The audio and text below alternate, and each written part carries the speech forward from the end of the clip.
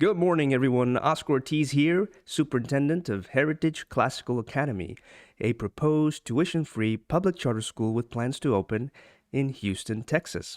Welcome to our live stream, All Things Classical, where today we discuss K-12 American Classical Education.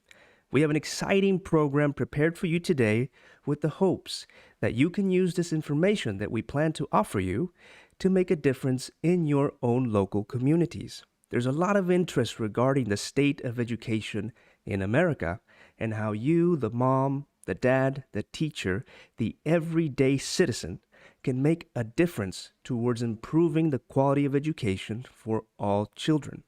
Now, before we bring our guest on, I have a few items to go over with you.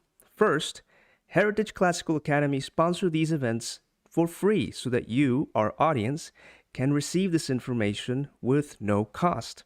Our ultimate goal is to draw enough support for our school that we plan to open in 2023.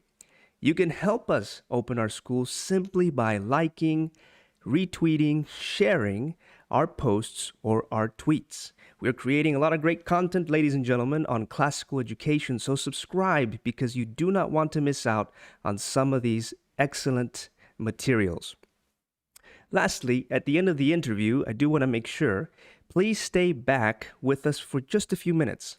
I'd like to share with you some upcoming events that you're definitely going to watch. With that, we are ready to begin, so let's do this.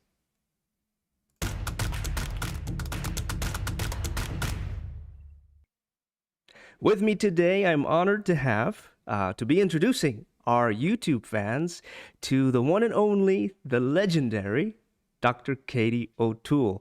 Welcome, Dr. O'Toole. Thank you so much for being with us. You do know that you're legendary, right?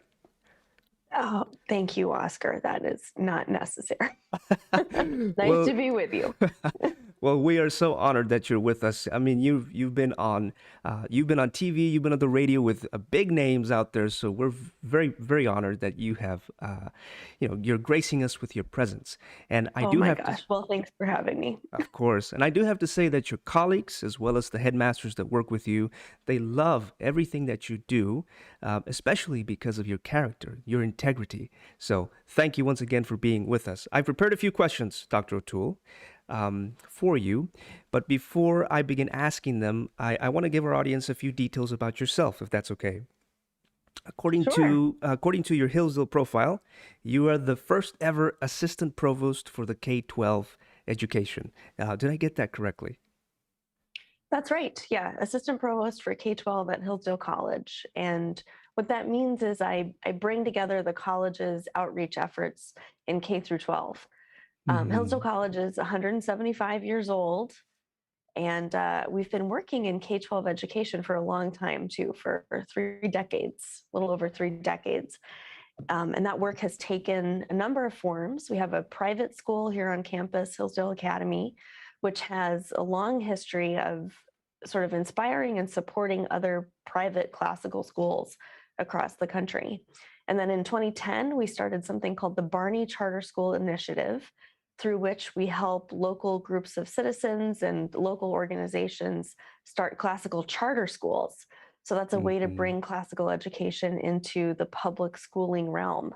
Hmm. And through this position, which I now hold, I sort of bring all of that together and help organize our K-12 outreach. Yeah, so underneath the umbrella of the provost office, you also have BCSI. Is that correct? So when I started working with Hillsdale, it was under BCSI. So this is a whole new different organizational structure.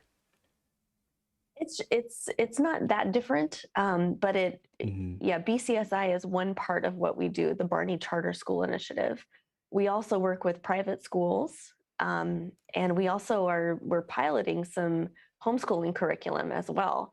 As you know, the demand Fantastic. for classical education is just skyrocketing, especially in the last couple of years, and we're getting all kinds of interest from charters, or people who want to start charters, but elsewhere too. So this position sort of enables us to provide support to everyone who wants it, everyone who needs it. Wonderful. I do want to talk to you and ask you questions about that. But first, you were also a headmaster, and for our audience who don't are not familiar with the title, you were a principal of a school here in Texas. That's right. That's right. In 2014, I started working at Founders Classical Academy of Leander, just north of Austin. Hmm. And with the help of some very talented people, we built a school from the ground up. We started with about 450 kids, and by the time I left, we were at about Wow. 700 kindergarten through 12th grade. And it was just awesome. It was so fun and so great. And, I think, sometimes you hold a job and you just think, this is the perfect job for me. I Yes. loved doing that job. Well, it looks like It the was so stars, fun. it looks like your constellations had a different path for you. So now you're opening many schools. So for our Texas audiences specifically, are there any other Hillsdale schools in Texas, or are there any at all?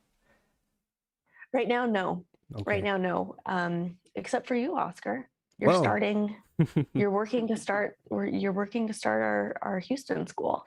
so that our audience, We're very excited about that. yes, I'm very excited about it as well. So that our audience understands in relation to how many other schools there are out there, none in Texas. How about in other states? And in how many states do you have Hillsdale schools?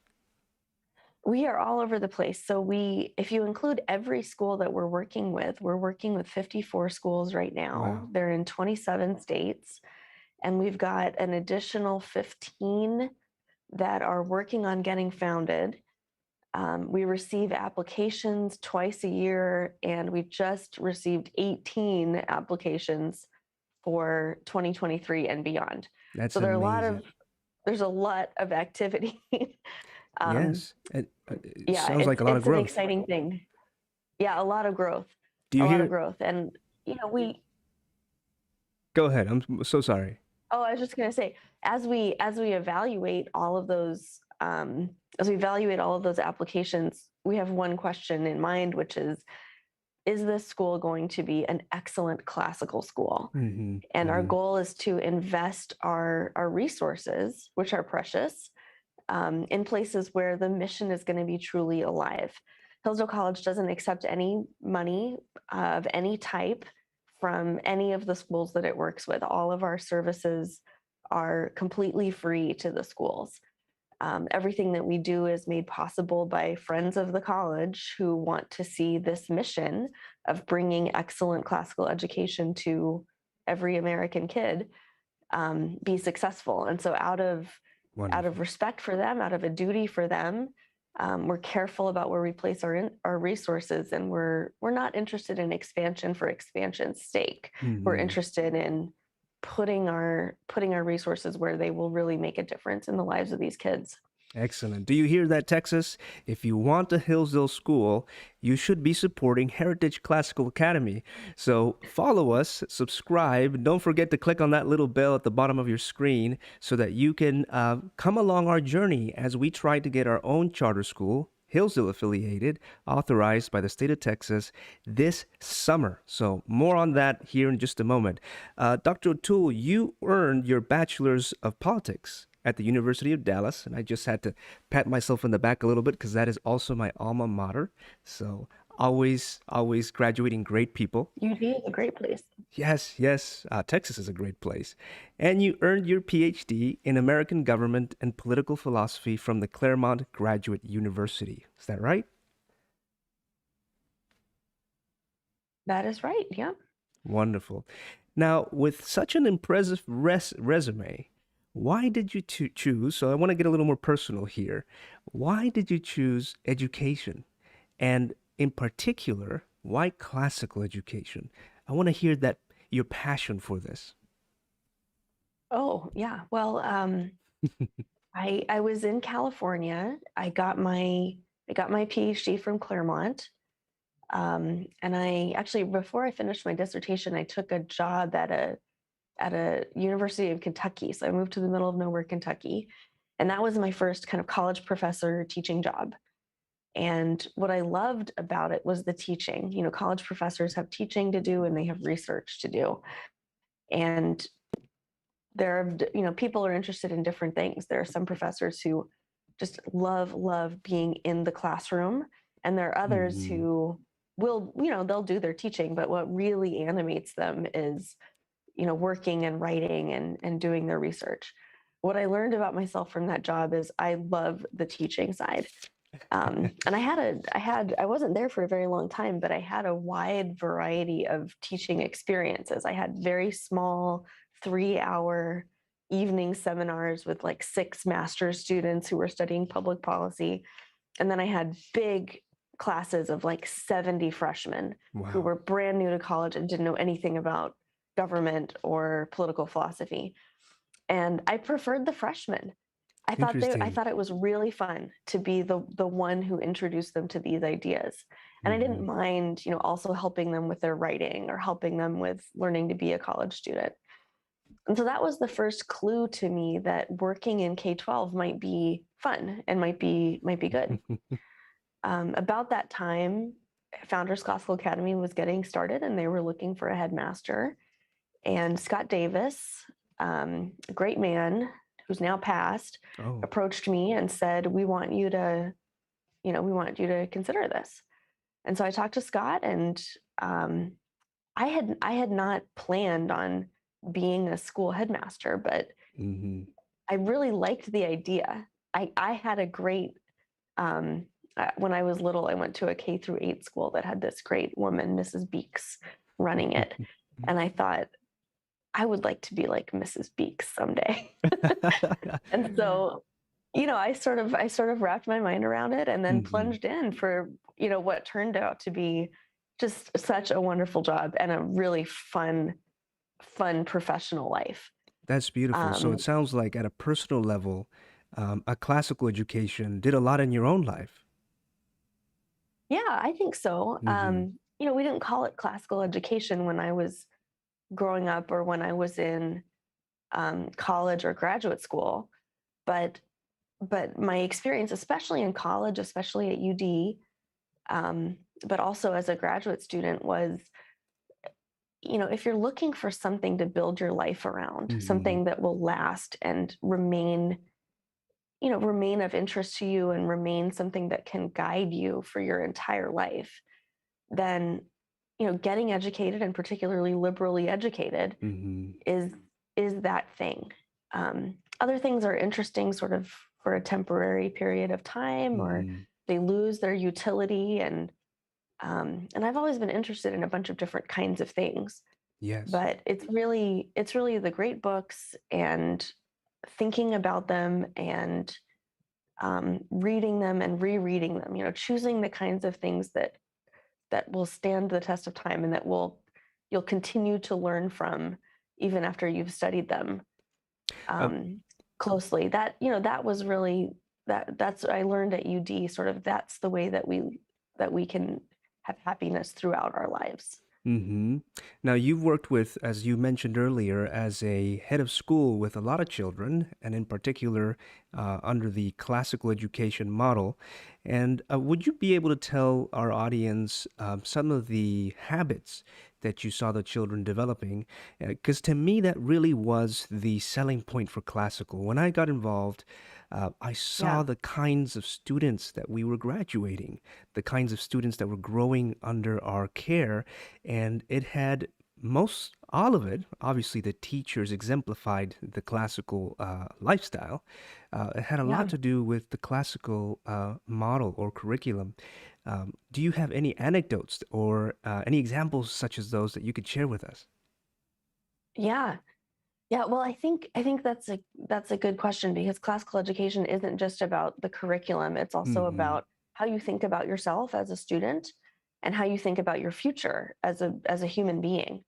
And Hmm. when you send your child to school, you're sending them to a group of people who are going to be examples for that child, either good examples or bad examples, but definitely examples.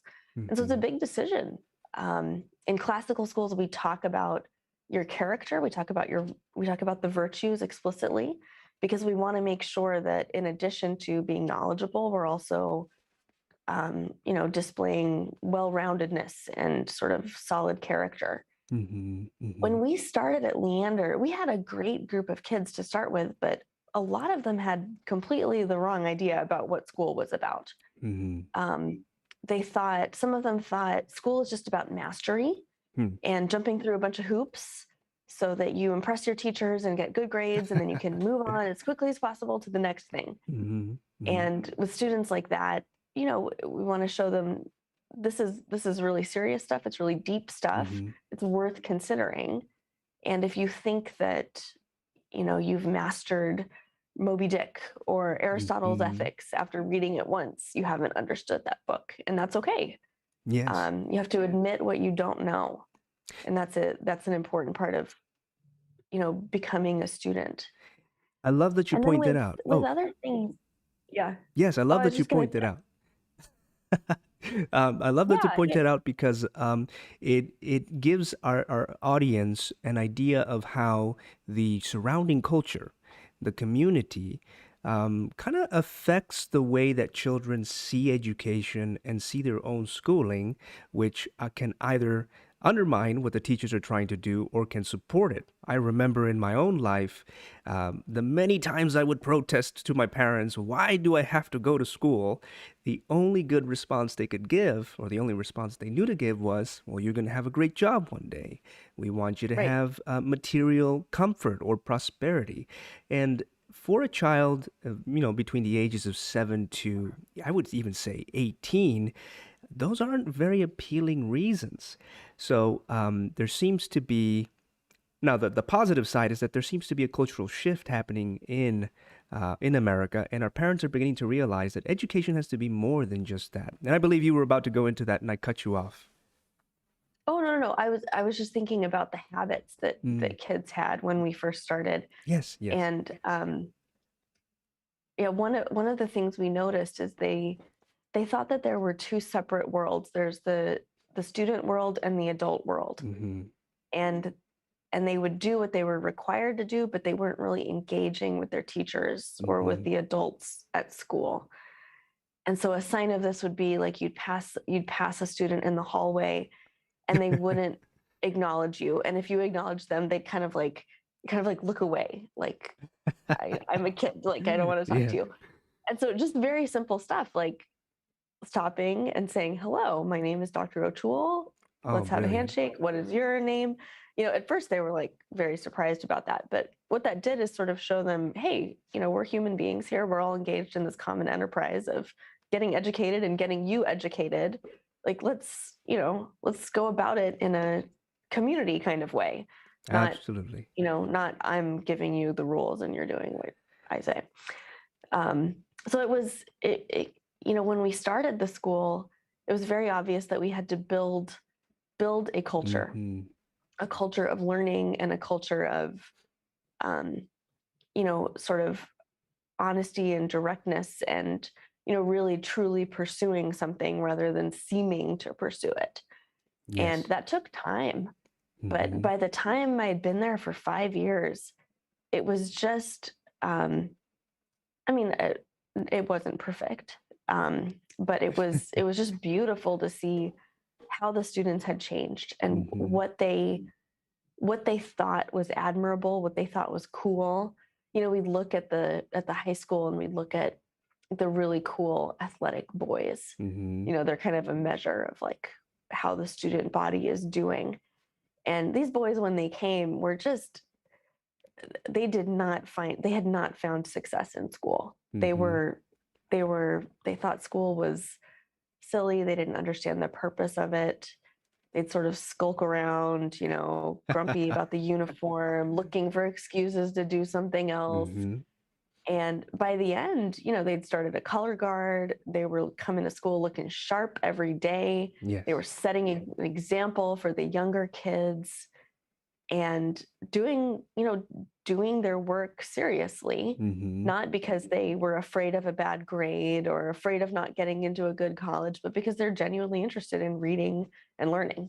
Absolutely. And so it takes time, but it's a beautiful thing, and makes the students happier because they can tell they're being treated with respect in a classical school. It's one of the most powerful things I have witnessed myself is the power of a school culture, a classical school culture, to really change and shape the priorities, the values, the affections of a child's heart.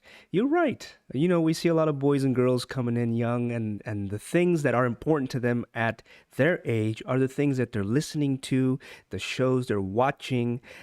This is the child's culture as they're coming in. What's great about the classical model is that in a very subtle, without having to browbeat or moralize, the children begin, as you pointed out, begin to adopt these different set of priorities, and they now take pride in looking good every morning, as you pointed out, wearing their Yes. ties. I do recall they love to wear the ties. We would require it only on Wednesdays, and we actually did that as a result of your example, Dr. O'Toole. We Do you know where we that comes from? I don't think I've ever said that, but that comes from Mrs. Beeks. Oh, really? I told you, yeah, my K through Well, 8 thank you school to Mrs. run by Beeks. this That's lady, wonderful. we had to dress up on Wednesdays. And we didn't Wow. call it formal Wednesday, but when I started my school, I was like, we should do that. And now it's kind of caught on in the Hillsdale School. So you can thank Mrs. Beeks for that one. I thank Mrs. Beeks because we started it on a Wednesday. Everyone thought it was a burden, a cross to bear once a week. Yes. But then after a while, the students began to wear their ties outside of Wednesday, and they just wanted to look great all the time, and the culture began to shift, which is lovely. Just quickly to our audience, real fast, if this is something that appeals to you, then look into the Hillsdale College K-12 American Classical Model, especially Heritage Classical Academy, who plans to come to Houston, Texas in the year 2023. To stay in contact with us or follow us, just go ahead and subscribe to our channel, where we are also in other platforms such as Twitter, YouTube, which we are on now, LinkedIn, Facebook, and Instagram. Now, I want to pivot a little bit here. It is related to the what we were just discussing, which I think is an excellent segue, Dr. O'Toole. I have noticed, and I think you have as well, and our audience is definitely thinking about this, that America seems to be going through a type of educational identity crisis. Like we see Mm. homeschool on the rise. So just from 2019 to 2021, the numbers have doubled on the number of children being homeschooled today. School choice reforms are taking place across many different states, and there are other alternative forms of education that are becoming very popular, such as micro schools. All of this indicates to me that Americans believe that education is critical, not just for their children, but for the future of this country. Now, an educator from other models will give us an answer to why they think education is important or critical to the future of this country. I'd like to hear from you. How does a classical leader answer that question? Why is education critical to the future of this country? Well, it's the way that we form the young people, right? And when you when you think about what it means, any answer that you give Mm-hmm. to that anyone gives to what it means to educate a child reveals something about what that person thinks about human nature. First of Mm-hmm. all, what is a person, and what does it mean to become an adult? And Mm-hmm. there are lots of different ideas about that. It's a big question. It's kind of the question that we ask as Yes. human beings. Who, what does it mean to be ourselves, fully happy, fully flourishing? Mm-hmm. Um, the classical answer to that question is we think that human nature is a certain thing. Yes. There are many differences, obvious differences, and less obvious differences between human beings. But despite those differences, a human being is a certain type of thing, Mm-hmm. and um, our happiness or our end or our purpose is to some degree written into our nature. There are certain things that are good for us by nature and Mm-hmm. certain things that are not good for us by nature. And part of being educated is learning about that, learning about who you are as a human being, what what is your nature, and then also what particularities are inherent in you as an individual. Um, If I and a may. good education, I think a good education would give you a curriculum and a group of Mm-hmm. teachers and a school culture that sort of, takes account of your individuality, but also Mm-hmm. takes account of your human nature and points you in a direction that will lead you toward happiness. Absolutely. And if I may real quickly throw in an image that I like to use a lot, and I want to explore what your thoughts are on this. There's a classical image of Narcissus who Hmm. looks at himself and his reflection the whole time and doesn't learn anything else but his own face. It seems to me that classical education, maybe it's not a reaction to that, but it's a response to kind of that solipsism that is very common for humans to engage in, and instead is look at all of humanity written large across all of these ages as to learn about yourself as opposed to just looking at your reflection. Do you think that's an accurate image of what we're Yeah, trying to do? I think that's a great image. Mm-hmm. It reminds me of something Frederick Douglass said. Hmm. Education is, he said, for education is emancipation. It's lifting our souls out of ourselves and Yes. putting us in contact with something that's higher and bigger than ourselves. And what I think that's true. I think if you believe man is the measure of all things, or on an individual level, my personal preferences, my personal um, accidents, my personal particularities are everything about me. And I have to take all of my guidance in life from that. Then you lose sight of what's possible if you look beyond yourself and use Mm-hmm. the things that are higher than you to, and sort of submit yourself to improvement, Mm-hmm. um, Mm-hmm. through people who are smarter than you, and books and ideas that are challenging to you and bigger to you. Then paradoxically you kind of become better because of that, Mm-hmm. because of your encounter with these things that can shape you and form you in the right direction. Yeah, um go ahead. no, no, no, that's all. So I'm glad you bring up Frederick Douglass. We're going to jump in here real fast. In a few minutes, we're going to jump into American history. I think our audience is going to be they're very intrigued by that. But before I do, I want to discuss a little more about the cultural situation that we find ourselves in. Just Mhm. recently in the news, we've seen that San Francisco, for example, in the state of California, has recalled three of their Board of Education members.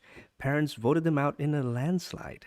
Uh, Before that, we saw in the news, which was also big news, Glenn Youngkin, governor of Virginia, who managed to win the gubernatorial race by campaigning on education.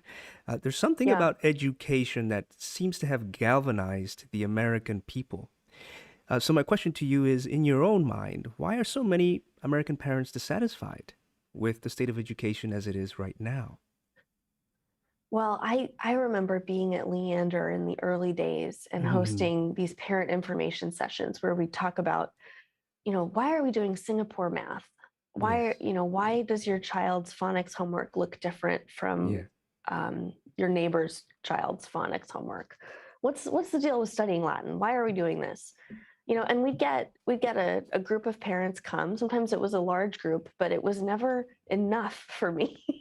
I was always dissatisfied Yes. with the parent turnout, because I wanted them to understand why we're doing everything we're doing in the curriculum. Mm-hmm.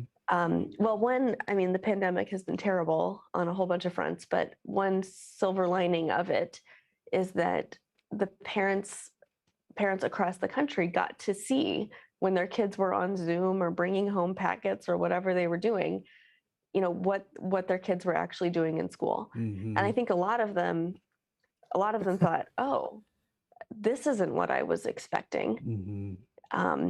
And then on top of that, we were very quick as a country to just bar students from in-person education for an Yes. extremely long time. And that's not good for them. Everyone knows that's not good. Mm-hmm. It's inconvenient for families, but also kids need structure. They need to be making progress.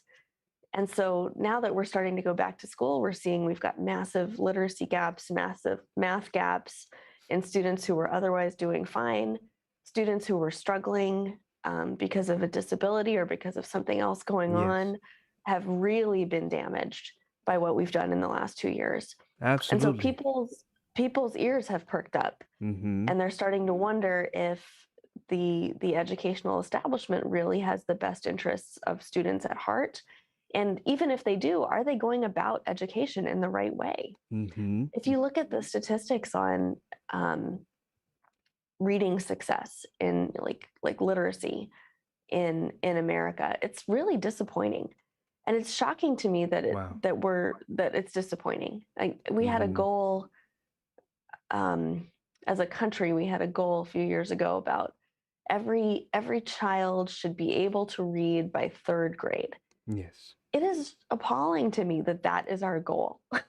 In a classical school, Mm-hmm. they can read in kindergarten. Yes, yes, If you know what absolutely. you're doing with a phonics program, and Mm-hmm. you have a good teacher who's well trained, and you have Yes. a good, vertical alignment between your kindergarten through third grade, Mm-hmm. they're decoding by the second semester of kindergarten in almost every case. They are. Even kids with mild dyslexia, you know this. Mm-hmm. So it's, the answers are out there.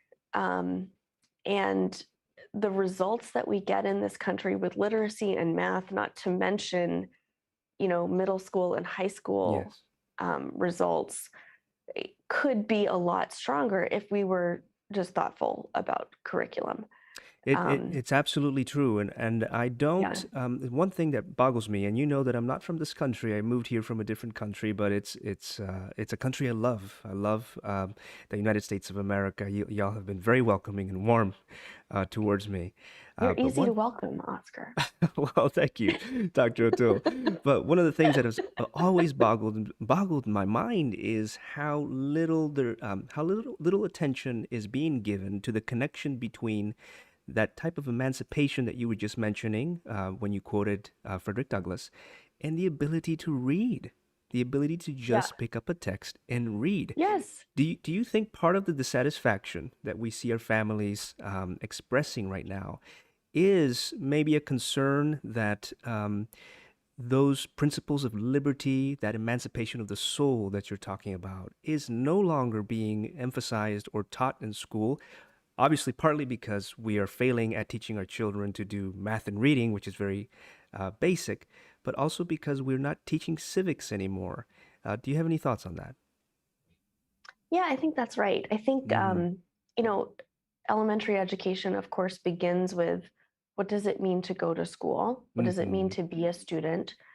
And what are the skills you need to have in order to be a student? How to listen, how to write, how to Yes. read, basic numeracy and things. And everyone knows those things are foundational. Mm-hmm. You can't be successful with higher learning or with life unless you have those basic skills. So just Mm-hmm. beginning from the ground level, we've got to get those right. And in Hillsdale Classical Schools, we do. We Mm-hmm. know about the curriculum and the teaching that will give every child the literacy and numeracy foundation that they need. On top of that, a classical education is an education in the humanities and the sciences. It's a well-rounded education Mm-hmm. that is geared toward helping you through your encounter with all of the various subjects turn into an educated person who has the foundational knowledge necessary for specialization later. Yes. In classical schools, you alluded to this earlier, Oscar, we think that we want to be careful about causing a student to specialize too early. Mm. First of all, they're still Interesting. developing when they're in middle school and even up until the end of high school. Yes. And second of all, they can't, until you've received, this foundational, well-rounded Mm-hmm. education, you can't really make a good decision about what you want to pursue in college Mm. or after graduation or what kind of job you want to have. And so we want to help students learn that to be an educated person, you want to be a well-rounded person. Within the humanities, Mm-hmm. humanities means literature, it means philosophy, it means a lot of things. Um, I think the classical education world is kind of known for the humanities, Mm-hmm. but that doesn't mean that a classical school isn't serious about science. Classical schools, at least Hillsdale classical schools, are really serious about science. Yes. You take advanced math and science all the way up until high school, until the end of high school. And we're very careful about helping students remember that it's not right to say I'm not a math person or I'm not a literature person. You're a person, and so you should study mathematics, and you're capable, as long as you have good instruction, you're capable of doing mathematics at a high level. um, so a classical school is not only a humanities school, contrary to what a lot of people think. I'm glad that you jumped um, into this real fast because it's yeah. a second, a question I wanted to ask you. There's a lot of misconception about what classical education is. Excuse me. I'll hear sometimes parents say, and teachers say that classical education is really an education on the ideas of dead white old men. It's Anglo-centric. Some people have gone as Yeah. far as to say it's racist. Some people say it's only for Christians. So there is a Yeah. perception that classical education is for Christians. Another misconception or misunderstanding that I hear often is that it is a conservative education, so that it's politically inclined in one way or the other. As a team with Heritage Classical Academy, we are producing a lot of good content to address these questions, and we have invited some great people in the Black classical intellectual tradition to address these questions. And I want to encourage our audience to look for those materials, those podcasts and videos, some of them upcoming. But have you encountered some of these attacks or misunderstandings, and how do you address some of them? Yeah, well, the misunderstandings are they make sense because classical education is kind of Mm-hmm. a growing movement, and it seems like it's something new, but it's actually not something new. It's actually the way that um, adults in this or children in this country were educated a couple of generations ago, Mm-hmm. and so it's not particular or innovative or any of those things. It's a lot of it is just common sense, frankly. Um, Yes. it's like I think one misconception about it is that it's elite, that Mm. it's a certain type of education Yes. for only the highest achieving students with the highest test scores. Mm-hmm. And that's just not true. It's geared to our human nature, and we're all human beings. And so classical education is good for everyone, Mm-hmm. regardless of your background, regardless of your admission scores, or test scores, and regardless of how much money your parents make. Mm-hmm. I think part of the reason that misconception exists is that for the last generation or so, classical education has been only available or mostly available in private schools. Mm-hmm. Mm-hmm. And it's through the work of these Hillsdale schools and other groups that we're kind of bringing it back into the public realm. And that's Mm-hmm. a really exciting thing because it's made for human beings. It's Yes. made for everyone, and there shouldn't be barriers to entry for it. Absolutely. I'm working with many different groups that are specifically interested in bringing classical education to minorities. We strongly believe, I believe, that this is an excellent education and a necessary one for Latino children, for example, for Hispanic children. Right. And to see it, again, to make it not accessible, to me is problematic. And I love that with Hillsdale, we can work to make those this type of education accessible to everyone. I love the message of the school. Yeah. Yeah.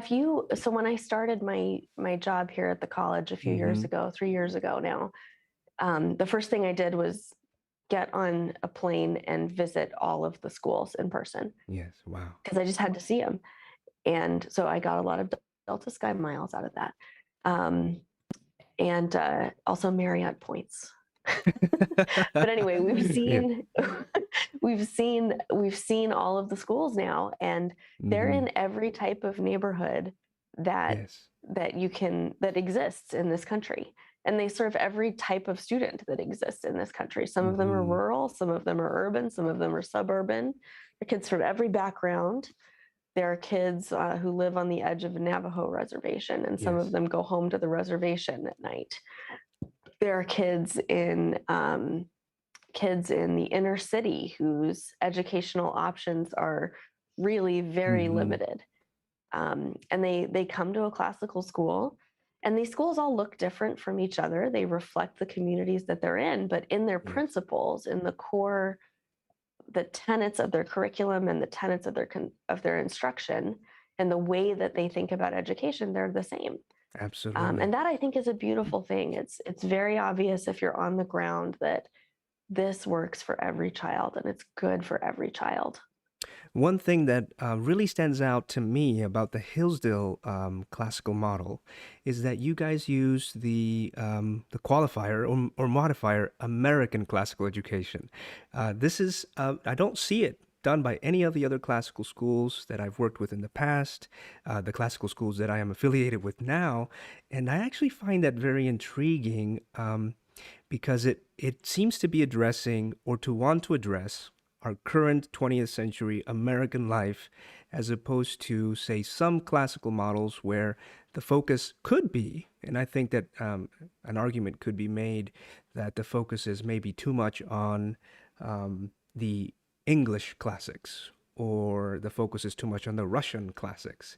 Whereas an American classical education seems to want to focus more on the American uh, the classics and the American canon that follows from that. Is that an accurate representation, Dr. O'Toole?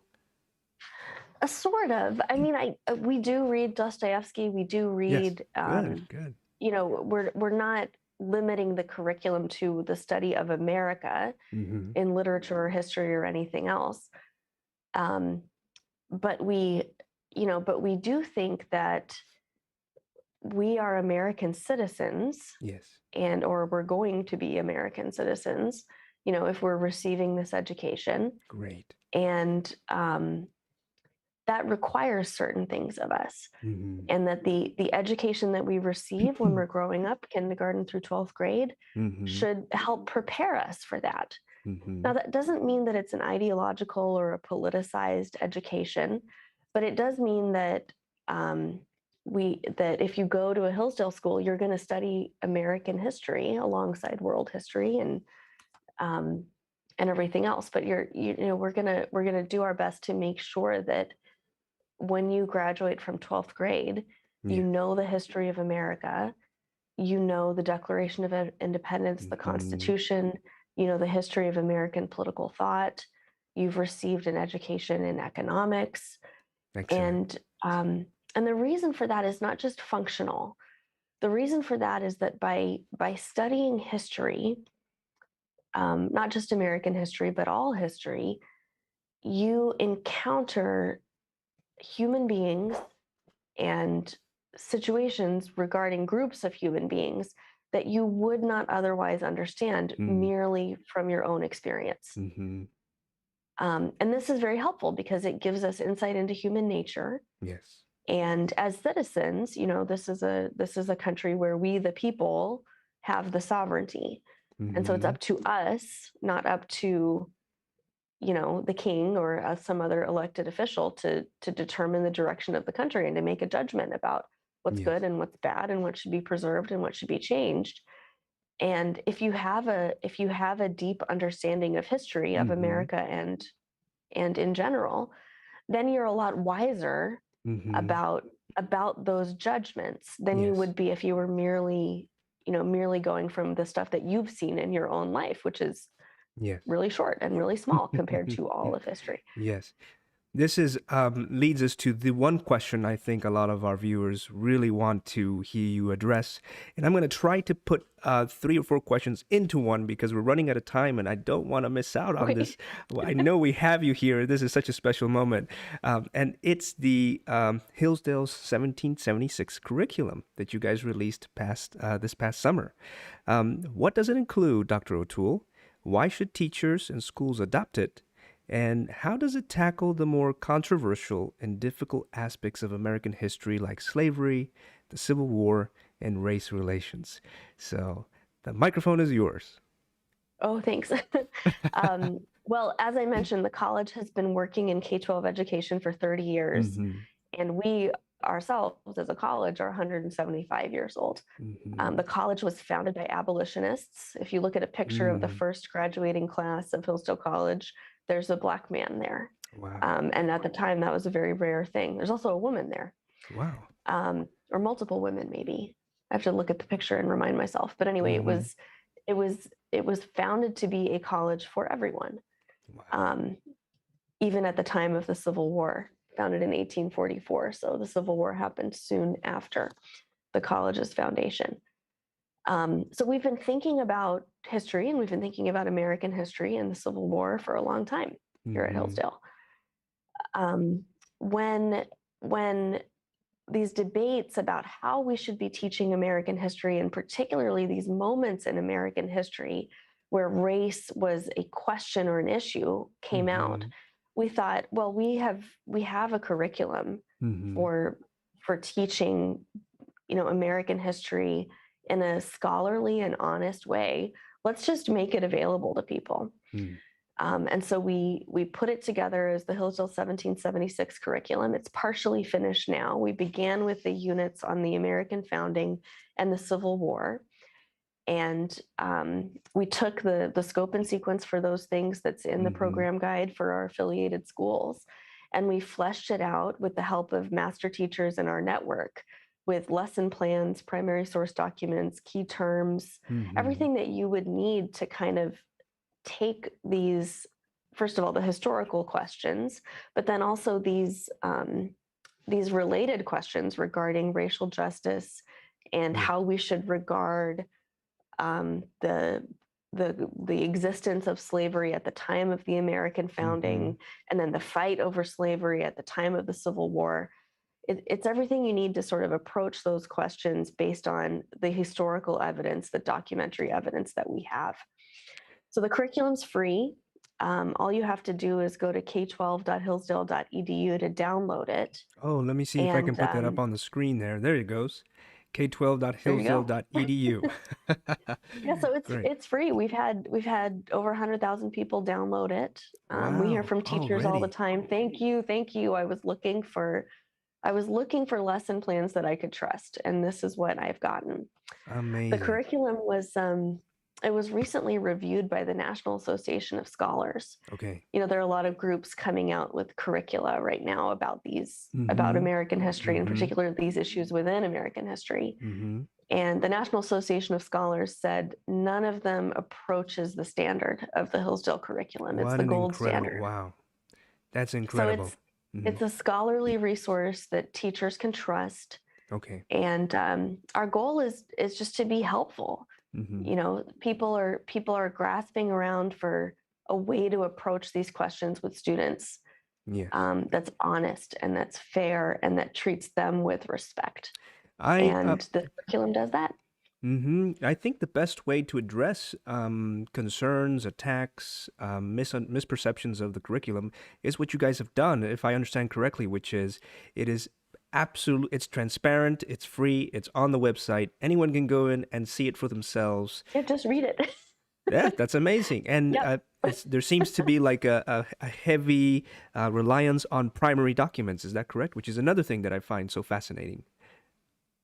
Yeah, that's right. Mm-hmm. When we're trying to understand, so let's think about a specific question. Thomas Jefferson wrote, Mm-hmm. "All men are created equal" in the Yes. Declaration of Independence. But he also had slaves. Yes. So how are we to understand that? Mm-hmm. Was he a hypocrite? Was he confused? Did he not mean it when he said it? That's a puzzle, right? Mm-hmm. How are Mm-hmm. we to understand that? Well, we could just draw a conclusion quickly right now based on those two facts. But it's better to go read what Thomas Jefferson himself wrote about it and Mm-hmm. what other people at the time of the founding wrote about it. Amazing. And the good thing about studying American history is America is relatively young. when it Mm-hmm. comes to, in the grand scope of all of history. And so we have a lot of the documents still, Amazing. and you can actually read a fair amount on, what Thomas Jefferson himself thought about slavery. And the picture becomes more interesting and more complicated, and your answer to how to reconcile those two facts will become a lot deeper and also more true to the extent that you read the documentary evidence. So, Dr. So our O'Toole, oh, my apologies. Just a quick oh, question I was just about going to that. say, Go ahead. yeah, I was just So, going to say, so our job is not to answer the question for you as mm, educators, but to give you the tools that you need as a teacher or a student or even a homeschooling parent to go through great. it yourself and figure it out. So this is important, and I want just to emphasize it a little bit for our viewers or our listeners. You're saying that this is a conversation that happens and can happen in a classroom at a Hillsdale school. It's not that there's an answer to it and boom, the children reach a Yes. conclusion, right? It's Yeah, let's look at the exactly. evidence. Yeah, and I think that that's what I Mm, mean when I say it's not a politicized or an ideological education. A classical education asks the question, wonderful. helps students learn how to answer the question truthfully Mm, and honestly and in a classical way, or in a thorough way. in the thorough And way. so, and that I think is why, we're talking about these high school boys who hated school and then learned to love it. I think that's why they come around and start getting interested in school and interested in Hmm. really doing their work and engaging honestly with the teacher and with the curriculum. It's because they can tell that it treats them with respect. Hmm. A, a classical education treats each individual student as someone who deserves to really know, Oh, that's beautiful. and each Hmm. individual teacher as someone who should ask the question but not dictate the response to the question. And if you can get that right in a classroom, it's a beautiful and powerful thing. That's phenomenal. I love that. And I love the idea of respecting the student in not just in the way that we hear it used a little bit superficially, such as, we treat each other well or with kindness, but actually the intellectual power of that child, giving it a Yes. chance to explore, to pursue, to ask questions. That to me is a high definition or a much higher bar for if we were to define the word respect. Thank you so much for that, Dr. O'Toole. We're running out of time, so I'm going to just ask you real fast, where can our viewers, our parents, anyone interested, how can they start? What steps to take if they want to start a classical school in their area? What do they need to do? Well, we get that question all the time. Yes. There's a lot of information on our Hmm. website, so I would begin there. K12 Yes. k12.hillsdale.edu. Hmm. There's some information for school founders there.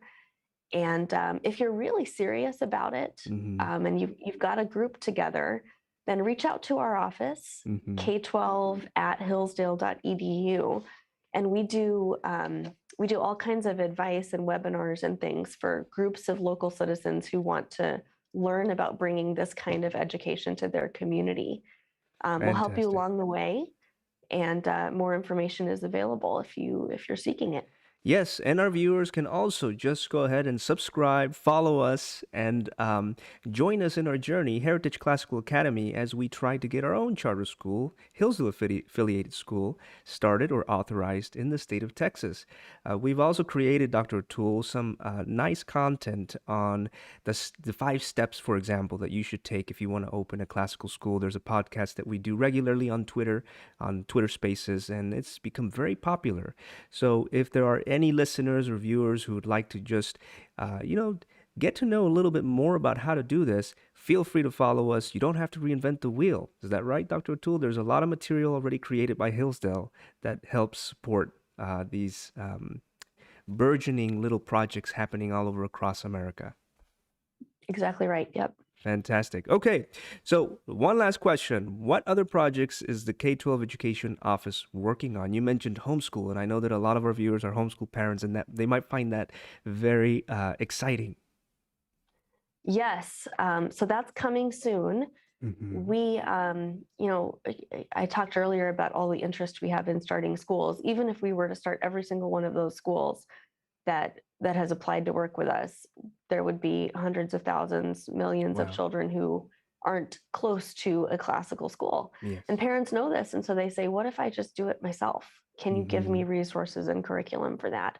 So we're working on that. We're Great. piloting a homeschooling version of the K-8 curriculum next academic year. Okay. And anyone who's interested in receiving more information about that can go to K-12 at home, K12ATHOME.hillsdale.edu. That's where all of our homeschooling Okay, great. resources live, and future things will be added to that site. Fantastic. Well, ladies and gentlemen, I still have it up on the screen, k12.hillsdale.edu. And Dr. O'Toole, as you mentioned earlier, this is a complete, it's a nonprofit essentially, and you don't take any money from the government for it. It's all run by donations, so people can support you as well. Is that correct? Do they go to the same website to do that? Yep, that's exactly right. So everything we do is free of charge to the schools we work with, and Mm-hmm. Hillsdale College doesn't take any funding from the federal or state government. Okay. And so everything we do at the college is made possible by friends of the college who believe in our mission. And we'd love your Wow. support if you are so moved. Fantastic. To all of our listeners and our viewers, the website is up on the screen. Go ahead if you have been moved by this conversation and you feel enthused to either start a classical school or support a classical school with your money. It's k12.hillsdale.edu. Dr. O'Toole, thank you so much for your Thanks, time. Oscar. We've made it to the end of our interview. I appreciate your patience. I know we had some technical difficulties early on, but it's always a pleasure to talk to you, and I can't wait to the next time. So hopefully we'll have a chance to meet again. Would love that. Thanks, Very good. Oscar. Thank you. Now, if I can have our viewers and listeners just stay back a little bit, I want to give you some updates on what you can expect moving forward. First, go ahead and visit our website. You can see it on the bottom of the screen. It's www.heritageclassicalhouston.org. Once again, it's heritageclassicalhouston.org. We are on many different social media platforms, such as Twitter, Heritage Ed _Texas. We're on Facebook, and we are on Instagram. Don't forget to give us a follow and click on that bell so that you receive notifications anytime we go live or anytime we upload a new video. Now, coming up, very exciting, we have a segment on racism and the classics with Dr. Parham. Dr. Angel Parham is actually on the advisory board to Heritage Classical Academy, and she is an intellectual. She's a scholar that very much is interested and has studied the Black intellectual tradition within the classical tradition, which is exciting. We're going to have her on Thursday, March 3rd at 1 p.m., and it's going to be another YouTube live stream. Following that, we are going to have with us Dr. Withen, who has just written a book and will be published in March on W.E.B. Du Bois. So once again, within the same series, Racism and the Classics, Dr. Withen was going to be addressing some of the main attacks against the classics and how W.E.B. Du Bois answers those in his defense of classical education. Ladies and gentlemen, thank you so much for joining us. It was a pleasure. I look forward to seeing you next time. Have a good day.